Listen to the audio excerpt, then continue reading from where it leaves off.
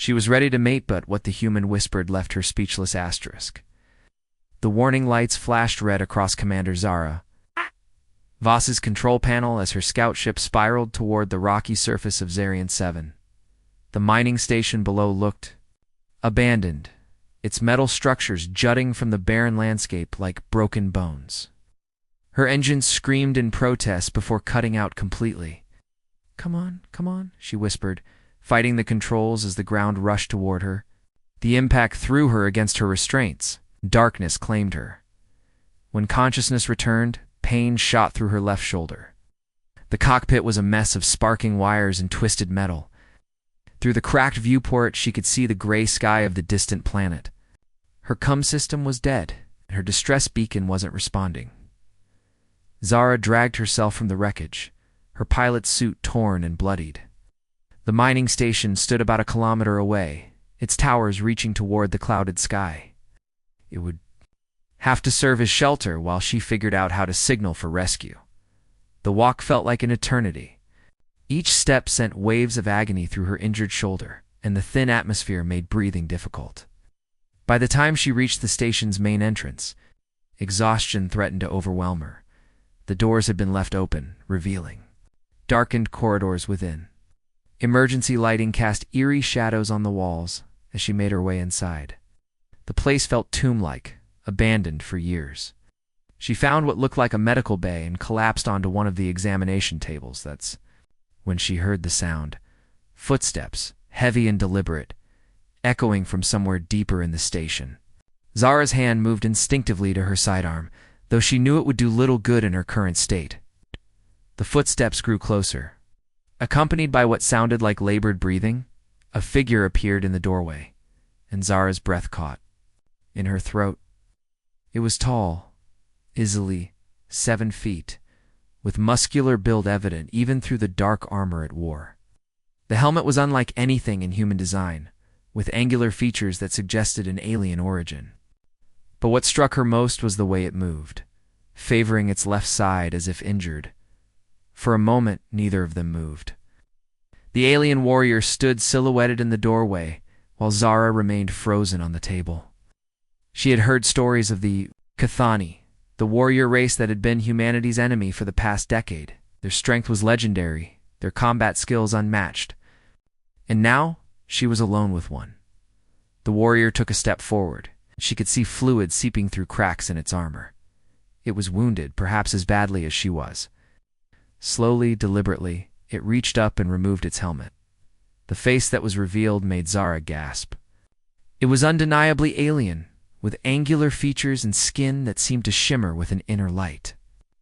But the eyes, large and golden, held intelligence and something else. Pain, perhaps, or sorrow. This was Kethrin, though she didn't know his name yet. Human, he said, his voice deep and resonant despite the obvious strain. The translation device built into his armor rendered his words in perfect English. You are injured, Zara found her voice. So are you. He looked down at the dark stain spreading across his side, then back at her. Yes, it seems we are both far from our people. The admission hung in the air between them. Here were two beings, sworn enemies by birth and circumstance, both wounded and alone on a dead world. The rational part of Zara's mind screamed at her to reach for her weapon, to fight, even if it meant dying. Ow. But something in his eyes stopped her. The mining station has medical supplies, she said finally. If we're both going to survive until rescue comes, we'll need to help each other. Kethrin studied her for a long moment, his golden eyes searching her face. Then slowly he nodded. Survival transcends conflict, he said, and Zara detected what might have been relief in his voice as he moved toward the medical supplies. Zara noticed the grace in his movements despite his injury. This was a predator, a warrior bred for battle, yet he had chosen cooperation over conquest. Perhaps there was more to the Cathani than the propaganda had taught her. Outside, wind howled across the desolate landscape, and in the distance, storm clouds gathered on the horizon. 3 days passed in careful routine. Zara and Kethrin worked together to treat their wounds, sharing medical supplies and the meager rations they had salvaged. The warrior's injury, a deep gash from what looked like an energy weapon, was slowly healing thanks to his alien physiology. Zara's shoulder, while still painful, had regained most of its mobility. They spoke little at first, communicating mainly through gestures and necessity. But as their strength returned, so did their curiosity about each other. "Why were you here?" Zara asked one evening, as they shared a meal of heated ration packs. They sat across from each other in what had once been the station's cafeteria, the large windows showing the stark beauty of Zarian 7's landscape. Kethrin was quiet for a moment, his golden eyes reflecting the light from their portable heater. "I was tracking a signal," he said finally. "Intelligence suggested humans were establishing a secret base here." "There's no base," Zara replied. "I was just doing a routine patrol of the outer systems. My ship picked up some strange readings, so I came to investigate." "Strange readings?" His head tilted slightly. A gesture she was beginning to recognize as curiosity. Zara nodded toward the deeper levels of the station. "Something down in the lower sections is generating an energy signature I've never seen before. I was planning to investigate before my ship decided to become scrap metal." For the first time since they'd met, something like a smile played at the corners of Kethrin's mouth. "Your craft's landing was ... dramatic." "Despite everything," Zara laughed. "That's one way to put it." "What about your ship? Shot down by human patrol ships 3 sectors away?" "I managed to reach an escape pod, but it was damaged. I've been walking." For 6 days, the revelations sobered them both.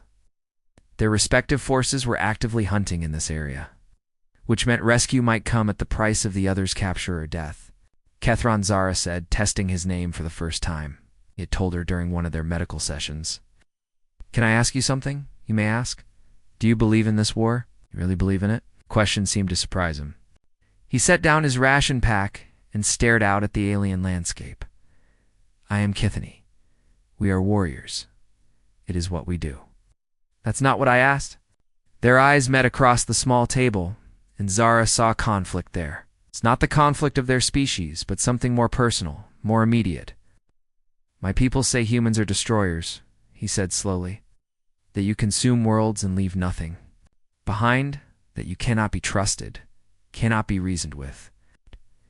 And what do you think now?" Kethrin looked at her injured shoulder, which she had trusted him to treat. He looked at the medical supplies they had shared equally.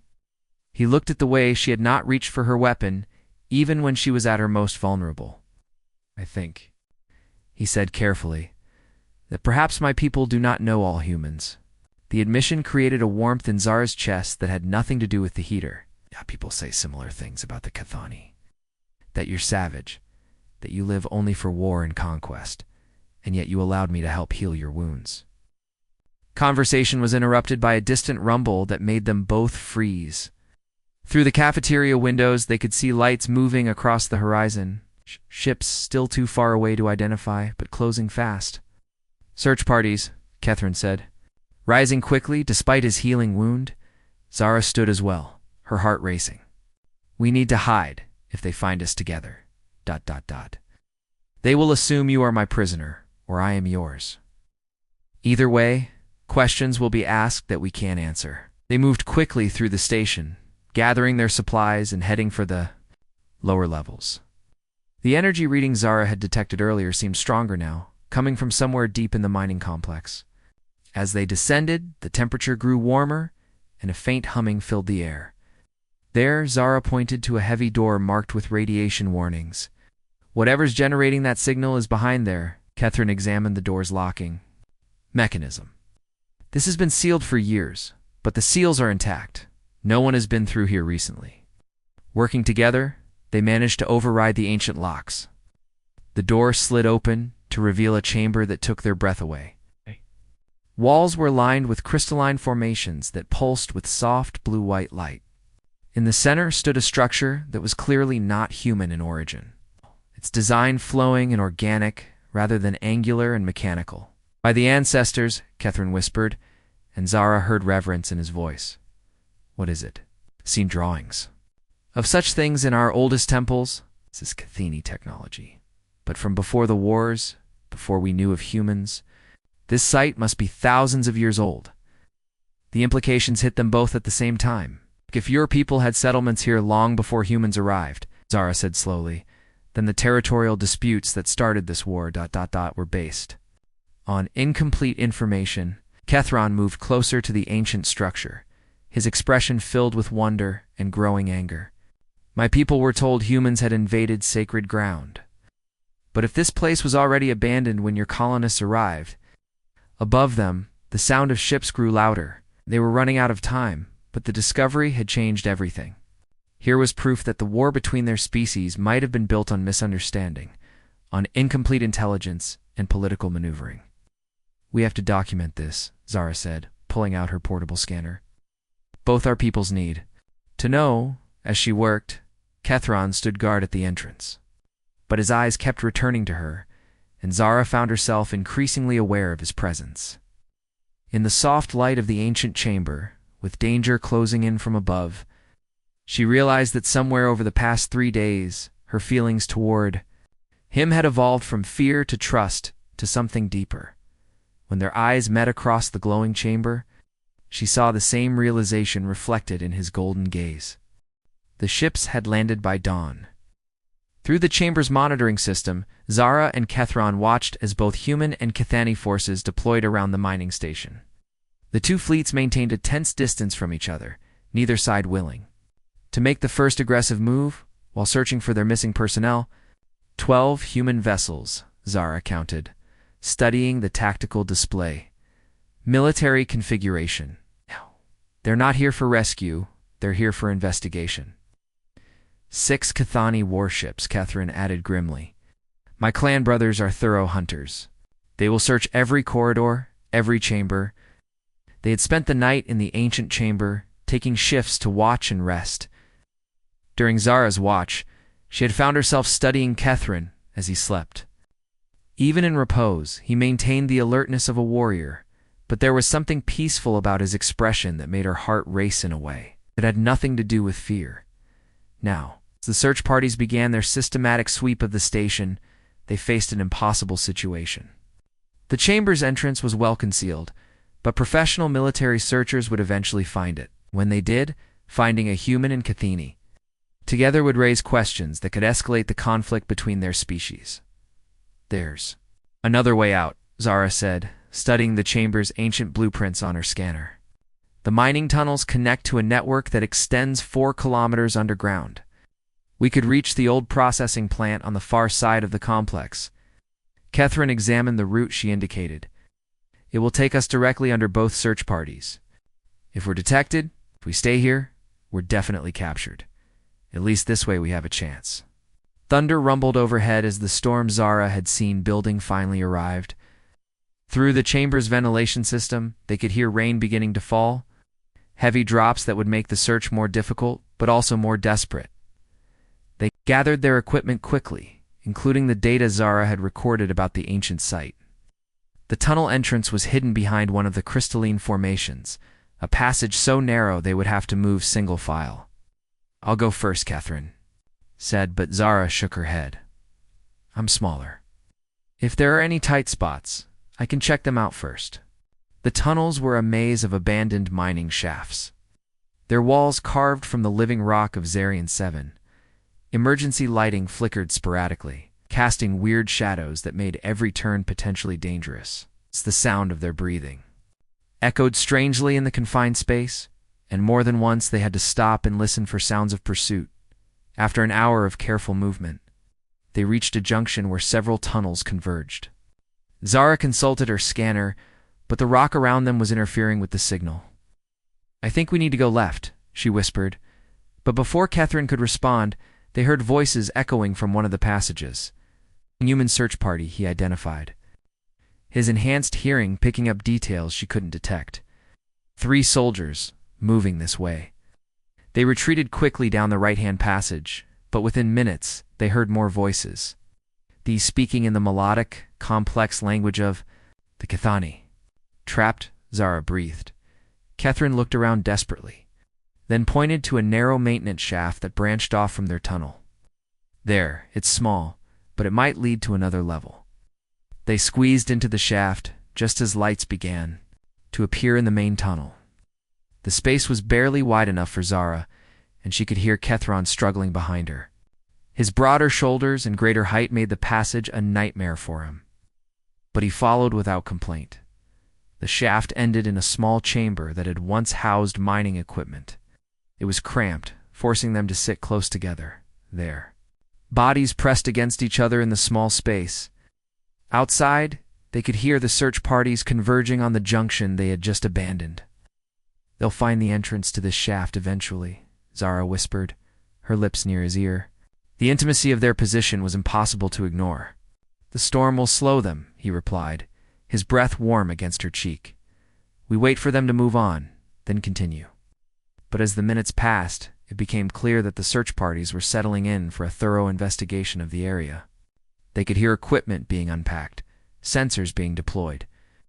They might be trapped for hours. In the cramped space, every small movement brought them into contact. Wow. Zara became acutely aware of the warmth of Kethron's body, the steady rhythm of his breathing, the way his golden eyes seemed to glow in the darkness. When he shifted to ease the pressure on his healing wound, his hand brushed against hers, and neither of them pulled away. "Zara," he said softly, her name sounding different in his deep voice, "what happens when this is over? When we return to our people?" The question had been haunting her as well. "I don't know. The data we found could change everything, but it could also be ignored or suppressed. And us, what we've discovered about each other." She looked into his eyes, seeing the same confusion and longing that she felt. "I don't know that either." The storm outside intensified, and a leak in the chamber's ceiling began to drip water onto them. Without thinking, Kethron moved to shield her from the worst of it, his arm coming around her shoulders. The gesture was protective, intimate, and completely natural. "Your people and mine have been enemies for 10 years, Zara said quietly. "But you're nothing like what I was taught to expect. You're honorable, gentle, thoughtful. You are unlike the humans in our war songs as well," he replied. "Brave, yes, but also compassionate. You trusted me when you had every reason to fear." Their faces were inches apart now, and Zara could see flecks of silver in his golden eyes. The attraction that had been building between them over the past days seemed to crystallize in this moment. Trapped together in the darkness while their peoples hunted them. "This is impossible," she whispered. "Yes," he agreed, but his hand came up to touch her face gently. Impossible and inevitable. When their lips met, it was with the desperate intensity of two people who knew they might not have another chance. The kiss was soft at first, questioning, then deeper as they surrendered to feelings that neither of them had expected. In that small, hidden chamber, with danger all around them, Zara and Kethron crossed a line that could never be uncrossed. When they finally broke apart, both were breathing hard. The sound of the search parties seemed distant now, less important than the revolution taking place in their hearts. "Whatever happens," Kethron said, his forehead resting against hers, "I want you to know that these days with you have been the most real of my life." Zara's response was another kiss, fiercer this time, full of all the words they couldn't say and all the futures they might never have. The search parties had finally moved on, but not before placing motion sensors throughout the tunnel system. Zara and Kethron waited until the storm reached its peak before venturing out of their hiding place, using the thunder to mask their movement through the shafts. They emerged near the old processing plant as planned, but their relief was short-lived. Through the rain-streaked windows, they could see Cathini forces surrounding the building. Worse, the distinctive armor of the clan guard was visible among them. "My brother's unit," Kethron said grimly, recognizing the markings. "They've found some trace of my passage. Can you signal them? Let them know you're alive? It's not without explaining how I survived or who helped me." His golden eyes met hers with regret. "My people do not understand mercy toward enemies." They watched from concealment as the Cathani forces systematically searched the area. It was only a matter of time before they found the tunnel entrance. But before they could plan their next move, Zara's scanner detected incoming signals. "Human ships," she said, reading the display. "Reinforcements arriving fast." The situation deteriorated quickly. Within minutes, The two forces were facing each other across the industrial complex, weapons powered and ready. Neither side seemed willing to back down, and the tension was escalating toward open combat. "This is my fault," Catherine said, watching his clan brothers prepare for battle. "If I had died in the crash as expected, none of this would be happening." "Don't," Zara replied firmly. "We both made choices. We chose to help each other, to trust each other. I won't let you regret that." Their situation was becoming desperate. They couldn't stay hidden much longer, and when they were found, the discovery would likely trigger the very battle they had hoped to prevent. That's when Zara made a decision that surprised them both. "I'm going to surrender to your people," she said. "What?" "No, absolutely not. Think about it. If they find us together, it looks like conspiracy. But if I walk out there alone, surrender myself as a prisoner, it might defuse the situation." Catherine grabbed her shoulders, his eyes fierce. "You don't understand. Cathani military law requires the execution of enemy combatants taken in contested territory. I cannot let you, and I can't let you die for helping me." She pulled free of his grip. "At least this way, one of us survives to tell the truth about what we found." Before he could stop her, Zara was moving toward the processing plant's main entrance. She heard him call her name, but she didn't turn back. The rain soaked through her torn pilot suit as she stepped into the open ground. Between the two forces, "I am Commander Zara Voss of the Terran Survey Corps," she called out, her hands raised. "I surrender myself to Cathini custody." The reaction was immediate. Weapons swung toward her from both sides, and she heard shouted orders in multiple languages. But it was a massive Cathani warrior who reached her first, his armor bearing the same clan markings she had seen on Catherine. "Human," the warrior said in accented English, "you will come with us." As they led her away, Zara caught a glimpse of Catherine watching from the shadows of the processing plant. Their eyes met for a brief moment, and she saw agony in his expression. Then he was gone, melting back into concealment as only a trained warrior could. The Cathani detention facility was a temporary structure erected near their landing site. Zara found herself in a small, stark cell with only a bench and a water dispenser. Through the reinforced window, she could see the human ships maintaining their position, neither advancing nor retreating. Hours passed before anyone came to see her. When the door finally opened, she was surprised to see Catherine enter, though he was now wearing the full ceremonial armor of a clan guard officer. "Commander Voss," he said formally, his voice carefully neutral. But she could see the pain in his eyes. Double quotes, "officer," ... she began, then realized she didn't know his formal title. "War Leader Kethron of the 7th Claw," he supplied. "I have been assigned as your interrogator." The irony was bitter. The man she had shared her most intimate moments with was now required by duty to extract information that could be used against her people. "The execution is scheduled for dawn," he continued, and she saw his hands clench slightly. "Bless you. Provide information of significant strategic value." Zara understood. He was giving her a chance to save herself by sharing intelligence about human operations. But she also knew that any information valuable enough to spare her life would likely cost other lives. "I can't do that," she said quietly. "Zara, please." The formal mask slipped for a moment, revealing the man she had fallen in love with. Ow. Must be something. She looked at him for a long moment, then made her choice. "There is something, but not what you think." Moving slowly so as not to alarm any monitoring systems, she pulled out the data crystal containing her scans of the ancient chamber. "This contains proof that the territorial disputes that started our war were based on false information. Your people had settlement rights to this system long before humans arrived. The conflict began because neither side had complete historical data." Kethron stared at the crystal, understanding immediately what she was offering. This could end the war, or start a bigger one if the wrong people suppress it. She held his gaze.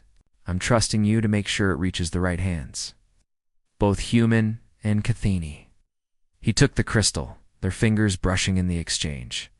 "This is worth more than your life to the clan leaders. But they will demand to know how you obtained Tell them I was conducting archaeological surveys. It's close enough to the truth. And if they ask about my survival, how I reached this place. Zara smiled sadly. Tell them you're a very good warrior who got lucky, also close to the truth.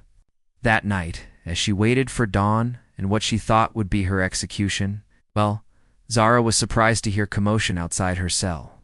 Shouting, running footsteps, the sound of ships powering up engines. The door opened, and Kethrin appeared, but he was no longer wearing his ceremonial armor. Instead, he wore the simple travel clothes of a civilian, and he moved with urgent purpose. "We have to go," he said, unlocking her restraints. "Now, what's happening?" "I transmitted your data to both fleets simultaneously." The reaction from the clan leaders was ... immediate. There are factions who want this information buried, who profit from the conflict. They've ordered my arrest along with your execution, so you're choosing you over duty to my clan, yes. He handed her a weapon and a set of Cathini civilian clothes. "There's a transport at the secondary landing pad. If we can reach it, we might escape this world alive." As they ran through the storm-lashed night, dodging search parties from both species, Zara realized that Kethrin had sacrificed everything for her. His position, his family, his entire way of life. Just as she would have done for him. When they finally reached the small transport ship, they paused at the boarding ramp. Around them, the sounds of pursuit were growing closer. "Are you sure about this?" Zara asked. "Once we leave together, there's no going back." Kethrin took her face in his hands, his golden eyes intense with emotion. "I was sure the moment I chose to trust you instead of killing you. Everything since then has just been learning to accept it." Her kiss was fierce and desperate, full of the knowledge that they were now truly alone against the universe.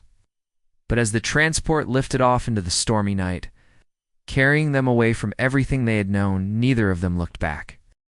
6 months later, the remote station on the edge of neutral space had become their home. Built into an asteroid in an unclaimed system, it was far from the war zones and the hunt that continued for them both. Zara had used her technical skills to improve the station's systems, while Kethrin's warrior training proved invaluable in dealing with the pirates and raiders who occasionally threatened their sanctuary. They had not been idle. Using the data from Zarian 7 as a starting point, they had reached out to contacts in both human and Cathini territories, building a network of those who wanted peace more than profit from war. It was dangerous work, requiring them to maintain multiple identities and constantly watch for betrayal. "Another group has agreed to meet," Zara announced, reading the encrypted message on their secure communications array. "Scientists from the Cathini Research Guild. They want to examine our archaeological evidence." Kethron looked up from the weapon he was cleaning, a necessary habit in their current circumstances, and the human response. 3 universities have agreed to send representatives, along with someone from the diplomatic corps. She turned to him with a smile that had become increasingly rare as the stress of their situation wore on them both. "It's working, Kethrin. Slowly, but it's working." Their relationship had evolved during their months of exile. The desperate passion of their early days had mellowed into something deeper, more sustainable. They had learned each other's habits, quirks, and needs. Kethrin had discovered Zara's talent for singing old Earth songs when she thought he wasn't listening. Zara had learned that the fierce warrior had a gentle touch when caring for the small garden they maintained in the station's hydroponic bay. But the isolation and constant danger had also taken its toll. Some nights, Zara would wake to find Kethrin staring out at the stars, and she knew he was thinking of the family he had left behind. Other times, he would find her reviewing news feeds from human space, searching for word of friends and colleagues who thought she was dead. "The meeting is set for Kepler Station," Zara continued, bringing them both back to the present. "Neutral territory, good security, easy to escape from if things go wrong." "When do we leave?" 3 days, but Kethron. She moved to sit beside him, taking his hands in hers. "This could be it. If we can get both sides to acknowledge the historical evidence to admit that the war started from misunderstanding, we might actually see peace. And if we succeed," his golden eyes searched her face. What then? Do we remain exiles forever? I, It was a question that had haunted them both. I, Even if their efforts brought peace between their species, there would still be those who viewed their relationship as betrayal. They might never be able to return to their home worlds, never be fully accepted by either society. I don't know, Zara admitted, but I know I'd rather face an uncertain future with you than a certain one without you. The conference on Kepler Station exceeded their most optimistic expectations. The archaeological evidence was examined by experts from both species, and the conclusions were undeniable. The territorial disputes that had triggered the war were based on incomplete historical records. More importantly, the ancient Cathani site showed evidence of contact with early human explorers, suggesting their species had cooperated in the past. But it was Zara and Catherine themselves who provided the most powerful testimony. Standing before representatives of both species, they told their story simply and honestly. They spoke of the choice to trust rather than kill, to cooperate rather than fight. They shared the data they had gathered, but more importantly, they demonstrated that understanding between their peoples was possible. "We are not asking you to forget the losses of this war," Catherine said in his address to the assembly. "We cannot bring back the dead or undo the damage, but we can choose to build something better from what remains." Wars cost both our species dearly, Zara added. "But it has also taught us something valuable. We are stronger together than apart. The choice is whether we use that strength to destroy each other or to explore the galaxy side by side." The negotiations that followed were complex and often heated. There were factions on both sides who preferred the profits and power that came with war. But gradually, momentum built toward a ceasefire, then toward formal peace talks. 1 year. After their meeting on Zarian 7, Zara and Kethron stood before another assembly, this one much larger and more formal.